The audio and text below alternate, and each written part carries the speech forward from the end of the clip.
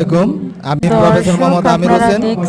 আমি অনেকদিন যাবৎ লেখালেখি করি, কিন্তু আজকের মাটির সুরের সঙ্গীত সন্ধ্যা এবং পিঠা উৎসবে এসেছি। আমি এটার প্রধান উপদেষ্টা। আমার পাশে আছেন একজন উপদেষ্টা, পাশে আছেন বিশ্ববরেণ্য কবি, বিশ্বসেরা কবি আছেন আমার ভাই পাশে। আমার সাহিত্যের অনেক কিছু বিষয় হলো এই যে আমি মাটি থেকে উত্থিত একজন মানুষ, আমি চরের মানুষ। আমি লেখালেখি জগতে সেই জিনিস তুলে ধরি, আমি চেষ্টা করি। আমি ওনার সাক্ষাৎকার দিচ্ছি, এটা একটা সৌভাগ্যের বিষয়। আমি মনে করি যে প্রতিটা মানুষ তার নিজস্ব বিবেক এবং বিবুদ্ধি দ্বারা চলাচালিত হওয়া উচিত। আমি সেই পথেই চলতে চেষ্টা করি। এই বলে আমি আমার বক্তব্য শেষ করছি। আল্লাহ হাফেজ।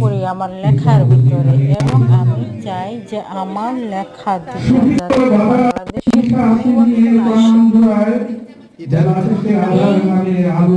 কথাটা মাথার ভিতরে রেখে আমার বইয়ের সংখ্যা 27, প্রকাশিত বইয়ের সংখ্যা 27 এবং গানের সংখ্যা 300+। আমি মূলত প্রচার বিমুখ মানুষ। আমি এখন অবসরে আছি বলে আমি এই ধরনের সংগঠনগুলো আসি, আমি কখনো আসতাম না আগে। বই এখানে বিক্রি হয়। আমার প্রকাশিত বইয়ের সংখ্যা হলো 27। আমার লেখনী প্রকাশিত বইয়ের সংখ্যা 27। প্রচুর চলাচলি। ঘুমা, আপনারা দেখছেন একজন সাহিত্যিক।